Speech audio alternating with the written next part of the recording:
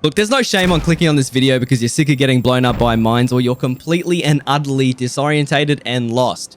The truth is, Woods is massive, but with some simple tricks of using different landmarks and also the compass as well, we can find our way around this map quite easily. So in this video, I'm going to help you guys make sense of this map so you can avoid the mines and survive more often.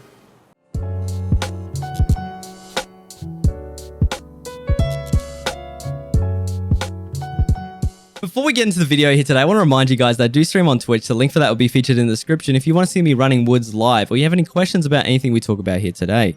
As always, there will be a map linked in the description down below. Feel free to follow along, guys. It does really help to see it visually and follow along at the same time. Let's talk about the compass, however. Jumping straight into Jaeger, if you have got his letter, you can purchase a compass here for 200,000 rubles. But if you go to Prapor and do a task here called Search Mission, well, you actually have to go to Woods and find a convoy and also the USEC temporary camp and survive, you do get your hands on a compass. Now, this is amazing and I would 100% recommend it because it helps a lot when navigating Woods. We will be jumping straight into one of these rocks just above Sniper Outlook, and we are going to be showing you guys some different landmarks and how to get your bearings no matter where you are on the map. Now, once again, it doesn't help if you have your visibility on 400. You are going to be seeing a lot of pop-in. It's quite disgusting, and though you are sacrificing some FPS, I would recommend going to your settings here, especially for Woods, and turning up your visibility to about 2000 or up. This allows you to see some of the mountains in the distance and gauge distance and also landmarks and get some of your bearings. Now, this mountain here, I call it Peak. Now, the truth is, Peak is actually the most northeast mountain and visible from pretty much anywhere on the map on Woods. If you are confused, get up high and have a look, and that is your most northeast point. That is actually really significant because to the left of it is your more northwest mountain here called Flat Mountain. And now Flat Mountain is also very visible, but Flat Mountain marks something way more significant. Now, what that actually means is it is the start of the landmines. Now, if you see this Flat Mountain, anything along that side from the left of Peak and onwards is covered in landmines. And I mean absolutely covered. Once again, back towards the visibility thing, if you do turn it up to 3000, you can see some stuff popping in the distance. These are things like Streets of Tarkov in the distance, or also stuff like Factory. So if you do pay attention, you can sometimes use these as bearings. A really good example of this is if you look over for the smokestacks up in the distance here, or what I call the giant reactors, that is Factory side. And that shows me that the opposite side from Peak is the south side, and that is where my UN and RUAF are. That is the back wall of the map, so if you're ever confused, you can get up high and look for the smokestacks because that is UN and also RUAF.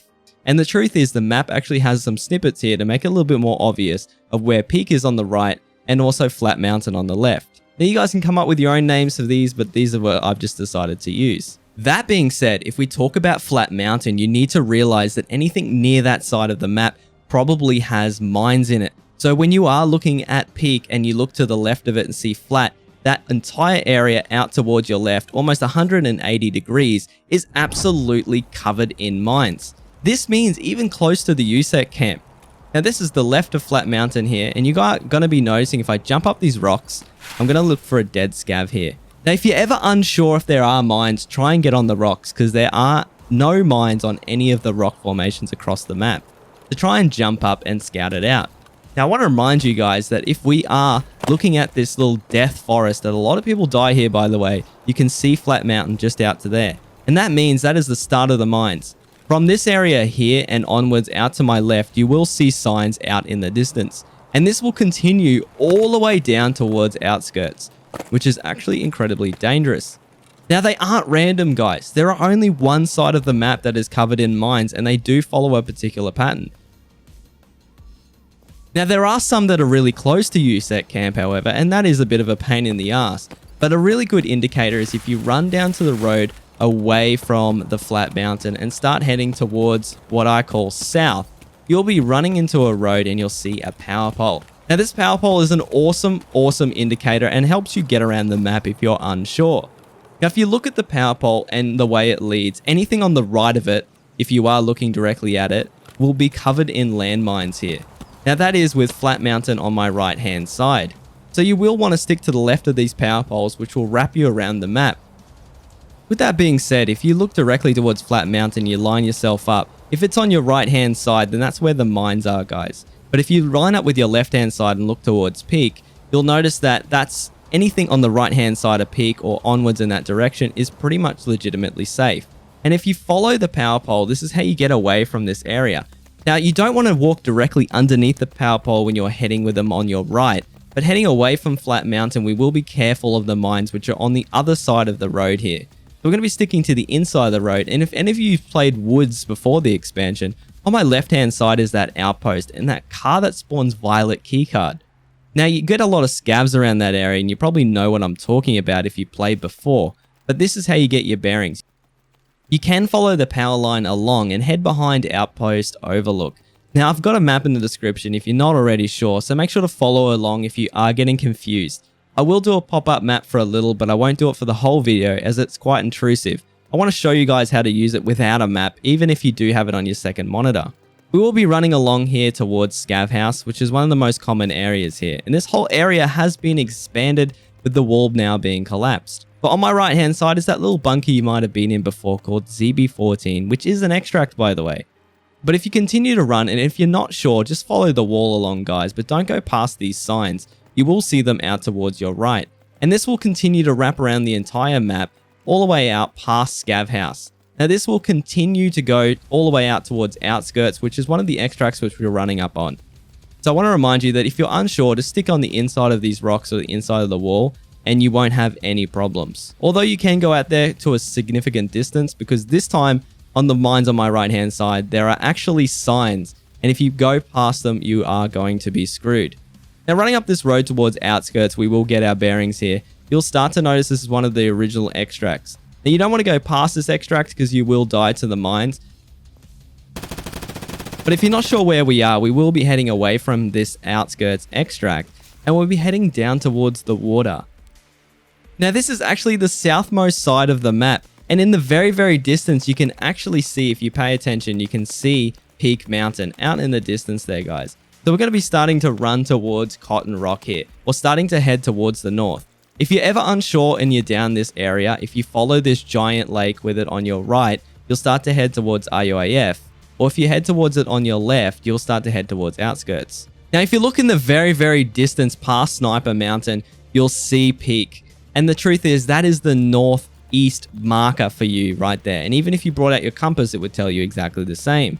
Which means the water down here is the southmost. So if you ever need to come down to the logging camp, or you need to go to RUAF or Outskirts, just follow these simple tricks and use the mountains in the distance. We can run along the water if you're unsure, but I want to remind you that this area is incredibly dangerous, and when you're running along the beach, you have no cover. We'll be heading past the crashed ambulance here and checking for a key, and now this is just East 314, which is a cheeky little key that spawns sometimes. Heading along the water though, guys, we'll be heading towards RUAF, and we've got the new Emricon tent area on our left, but we'll be ignoring it for this video. Running with the water on our right, however, heading towards RUAF, we'll be noticing those smokestacks I talked about earlier. Once again, reaffirming that if you are ever lost, you can look for the smokestacks in the distance, and they'll give you a nice indicator of the south. We're back at that power pole that we used earlier to get over towards Outskirts. Now, this time we're actually going to be heading inland, so we're going to be heading towards the northeast. So this time we're going to be looking for Peak Mountain, and we'll be running with the power poles on our left this time. If you follow the power pole to the east, however, we will actually try to get off the road because you are exposed when you are on the road. Now, running underneath the power poles this time is completely fine if you are heading towards the east here. Now remember, Peak is on my left-hand side. So we are heading towards the east because remember, Peak is northeast, and then on my right-hand side would be the water or south. So we're running with the power pole this time and going to be heading towards the road that leads down towards Peak, and we're going to continue to follow the power pole. Now you can go down there towards Sunken Village where there's a new mark circle, and I will be doing a separate video, guys, talking about the loot of this map, so make sure you guys are subscribed for that because you don't want to miss it. Walking down towards the water though, once again, we will be following the next line of power poles. I know, guys, you're probably getting sick of hearing about them, but if you follow them down the road here to the left towards a bridge, you'll find one of the extracts that is there every single time. Now you can pay 3,000 rubles to get out of this car, and it is an incredibly good extract called Bridge Extraction. Now this is if I bring out my compass just to reaffirm where we are. This is in the northeast. Now you can see north pointing towards Peak Mountain, and as I look towards it, this is a very northeast corner. So if I want to get to the other side of the map, remember what I told you, line yourself up with a mountain and start heading south. Now we're actually going to be doing exactly that, looking at the mountain, reaffirming that it's northeast, and heading towards the south. Now the south is going to be the marker you're going to see on the compass here, and we're going to be heading away from the mountain, up this road, through the village, heading over to what I call UN storage.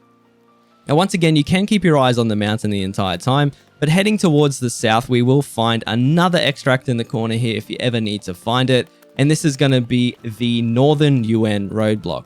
Now this is not for everyone, but it is an unpaid extract, so if you do need to bail ASAP, there is one way to do it. It is in the most eastern part of the map, so if you're ever confused, once again, consult the map and move on.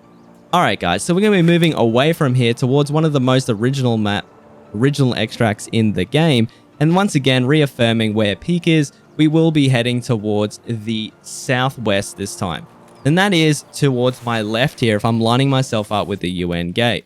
Now we're going to be heading through one of the original areas and woods towards Red Brick Factory. And if we are confused, once again lining up those smokestacks, that reaffirms that we are heading south. We are going to be heading past the red brick building here towards one of the main extracts, and that is UN. So we're pulling up on UN roadblock, and down the very end on my right is the RUAF gate, so I just wanted to throw that in there if you guys are confused, and there are the smokestacks. That's it for this video, guys. If you learned anything about woods here today or how to survive, feel free to subscribe. We've got a lot of awesome videos coming up. You don't want to miss them. Thanks so much for watching to the very end, and as always, we'll see you on the next one.